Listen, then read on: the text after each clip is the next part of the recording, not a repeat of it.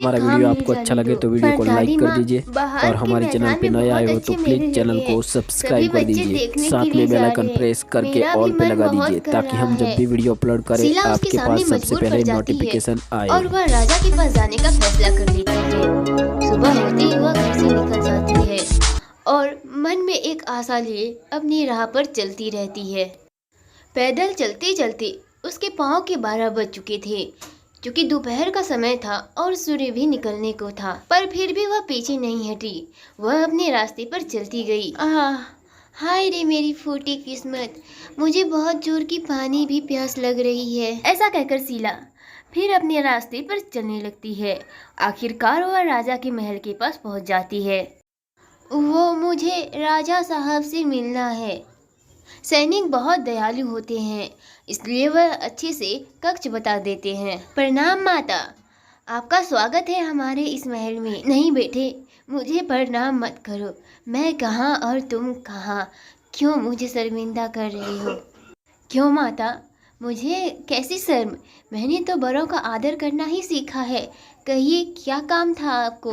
वो राजा साहब जी, मुझे कुछ पैसे चाहिए, मेरे घर में बहुत तकलीफ होती है। ठीक है माता, आपको ज़्यादा चिंता करने की आवश्यकता नहीं है, आपकी ज़रूरत कल ही पूरी हो जाएगी।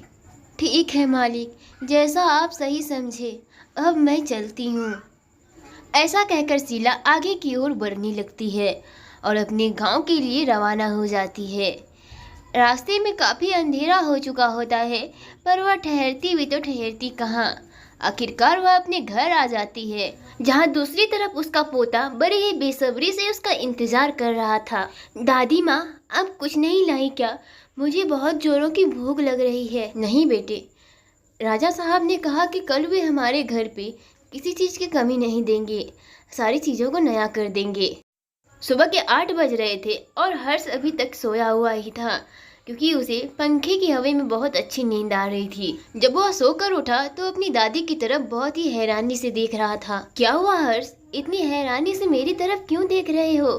दादी माँ, ये सब इतनी जल्दी हो गया, मुझे तो पता ही नहीं चला कब हुआ। एक समय की बात है, एक गांव में बहुत सारे अमीर लोग रहा करते थे, पर इस गांव में एक घर ऐसा भी था जिसमें एक गरीब लड़की रहती थी।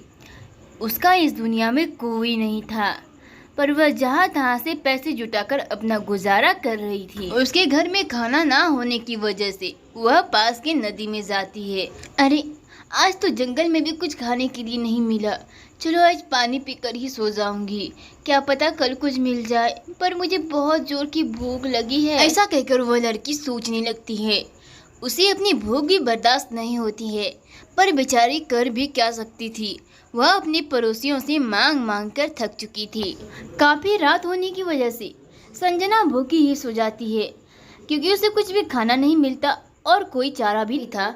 जहाँ एक बेईमान आदमी था जिसके मन में हमेशा लालच ही उत्पन्न होता था। काश मुझे पैसों से भरी बोरी मिल जाए, मैं राज ही राज करूँगा। सुमित कभी मेहनत से कमाने की नहीं सोचता, वह हमेशा दूसरों के धन को हड़पने के बारे में ही सोचता था। सुमित एक दिन पैसों की तलाश करते करते जंगल पहुँच गया। हे भगवान, सुमित को आप ही कुछ बुद्धि दीजिए, मैं क्या करूं? मैं उसे समझा समझा कर थक गई हूँ कि लालच बुरी बला है। कहाँ हो इच्छाधारी नागिन, मुझे पता है तुम यहीं कहीं हो, चलो अब जल्दी से मेरे सामने आ जाओ। सुमित नागिन को पुकारते पुकारते आगे की ओर जाता है कि कहीं उसे नागिन की तलाश हो जाए, पर जैसे ही वह कुछ देर जाकर रुकता है, वैसे ही वहाँ पर एक इच्छाधारी नागिन आ जाती है, जो कि काली विशाल देखने में। नागिन सुमित को देखकर अपने असली रूप में आती है और दोनों ही एक दूसरे को देखकर काफी आश्चर्य हो रहे थे। अरे ओ नागिन, ला अब मुझे जल्दी से अपना नागमणि दे दे।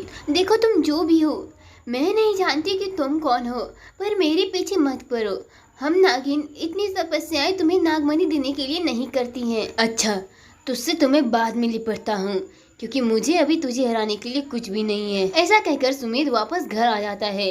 उसकी बीवी गुस्से में बैठी हुई रहती है। अरे शीला, अब तुम्हें क्या हुआ? मैं वापस तो आ ही गया, देखो जैसा तुम्हें कहा था वैसे ही आया हूँ। मैंने तुमसे कितनी बार कहा है सुमित, लालच बुरी बला है, इसे छोड़ दो, वरना तुम एक दिन बहुत पछताओगे, देख लेना। इसी बीच दोनों में बहस होने लगती है और उसे सुमित मनाने लगता है, पर वह मानती नहीं। सुमित शीला को काफी मनाता है, पर वह नहीं मानती। वह हमेशा के लिए सुमित से नाराज थी, इसलिए वह एक भी बातों का जवाब नहीं देती। हे भगवान, आज फिर ये गायब है, पता नहीं मैं इनका क्या करूं। हे भगवान, आप ही कोई रास्ता दिखाइए। शीला मन ही मन में सुमित की जाने का अफसोस करने लगती है, क्योंकि वह हर रोज बिना बताए शीला को किसी गांव में दूर दूर तक कोई घर नहीं था। यहाँ से नज़ारा देखते तो काफी जंगल दिखाई देता और यहाँ पर अधिकतर लोग भी नहीं रहते। इसमें से एक घर में एक आदमी रहती थी जो कि बड़ी ही आलसी थी। दोनों बहनें काम नहीं करना चाहती थी। छोटी बहन बड़ी को काम बताती तो बड़ी बहन छोटी को। कल सुबह होते ही मैं घर से निकल जाऊंगी, फिर देखती हूँ रिंकी कैसे काम नहीं करती। अरे मैं भी कितनी चालाक हूँ।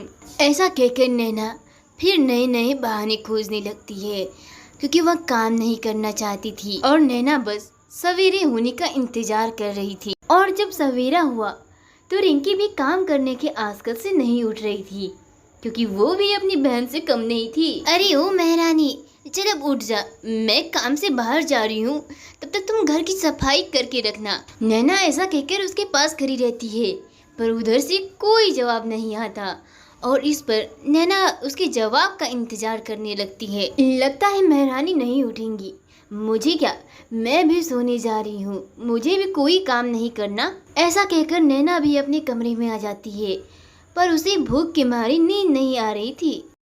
अरे मुझे तो जोरों की भूख लग रही है, पर मैं भी आज खाना बनाने वाली नहीं हूँ। हर रोज वो बस मेरी बनाई हुए खाना को खाती है, आज मैं भी नहीं बनाऊंगी। नैना के जाते ही रिंकी भी उठकर बैठ जाती है।